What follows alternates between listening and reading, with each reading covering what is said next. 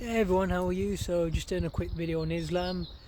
So I have been intending to study the religion of Islam for quite a while now. So I discussed this last year, but then I had other priorities. I went to Eritrea, I was doing different things. But Islam is something I find interesting. I'm not gonna. I'd say the way I look at religion, I'm not really someone who I wouldn't say I respect religion. I think that's the wrong word, but I acknowledge religion. I think everyone's got the right to have a religious belief. I think everyone's entitled to that, but I just think religion is generally quite irrational.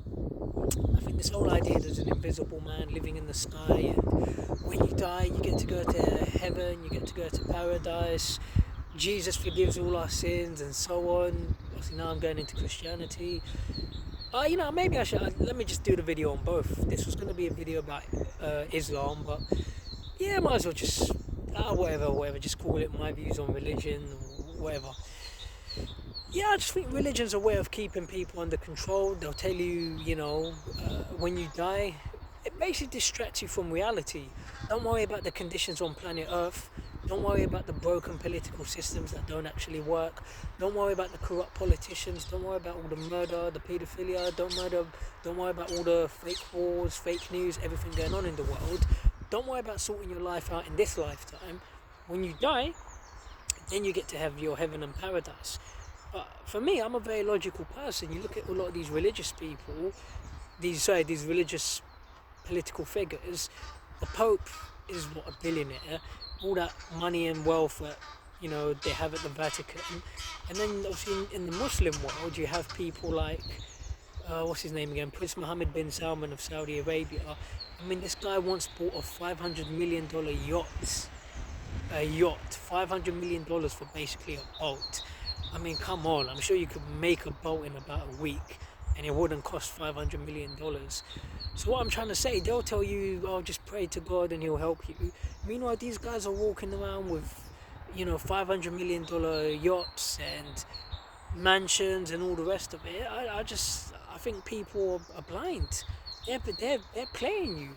They'll tell you that your wealth comes in the next life, but their wealth is here on earth. They're the ones that have got all the factories and the armies at their disposal, the political power, the need I go on. For me, if I had to choose between having a $500 million yacht and or you can have, or Michael, you can have a lifetime in paradise. Tell you what, let me take the $500 million yacht, just in case you lot are lying about God.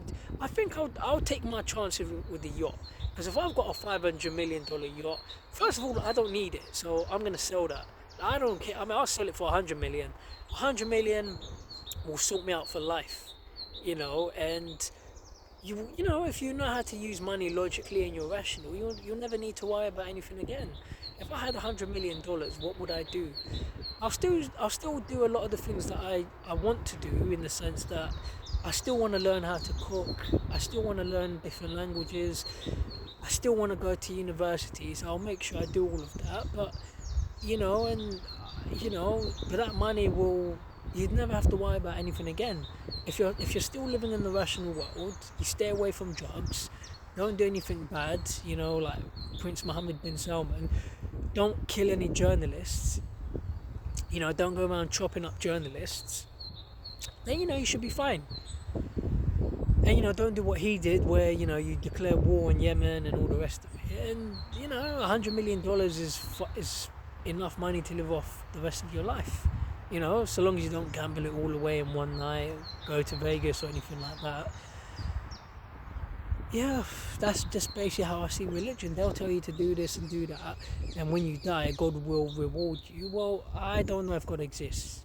I don't believe He exists, and He's never answered me. You know what I mean? I try calling this guy. God hasn't got a phone number.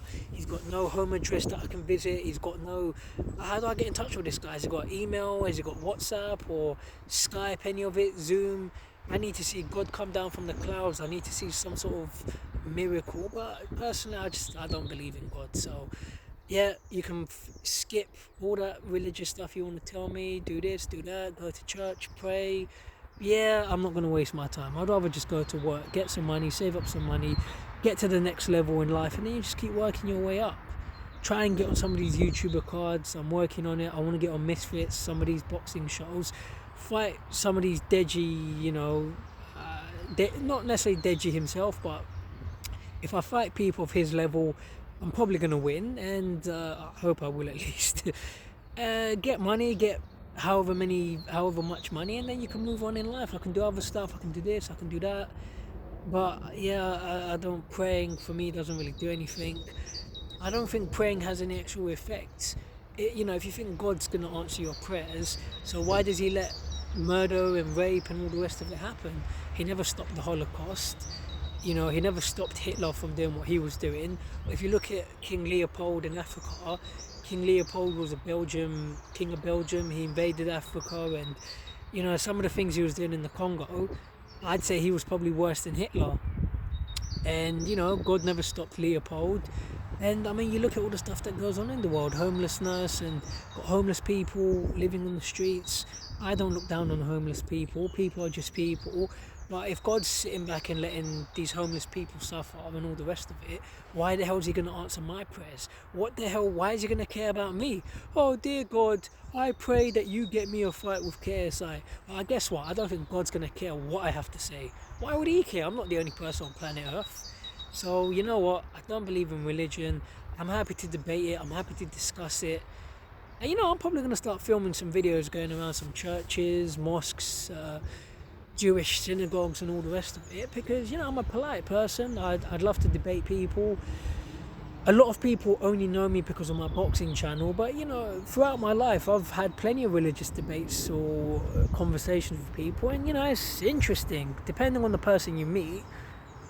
Sometimes you meet some really knowledgeable religious people, and I had this Muslim friend once, and we live in different areas, but yeah, I went round his house, I had dinner, met his wife, and this guy was very interesting to talk to, because even though he was a very strong believer in Islam, he's very religious, but he's very respectful, and he listens to what you have to say. And he said to me, yeah, Michael, I respect your opinion. And we went back and forth for at least 2 hours. His wife spoke, his wife as well. But it was a fun conversation. You know what? I need to try and find his number, try and get back in touch with this guy. It'll be good to see him again. But anyway, I've said enough. Got to get going. But yeah, I think I've said enough. So I acknowledge everyone's right to an opinion, but I just don't believe God exists. And if you do believe, I think you're gullible. I think you're allowing yourself to be controlled and manipulated by people who don't actually have your best interest at heart. But hey, if that's what you want to do, you do whatever's best for you. So anyway, take care. Thanks for watching.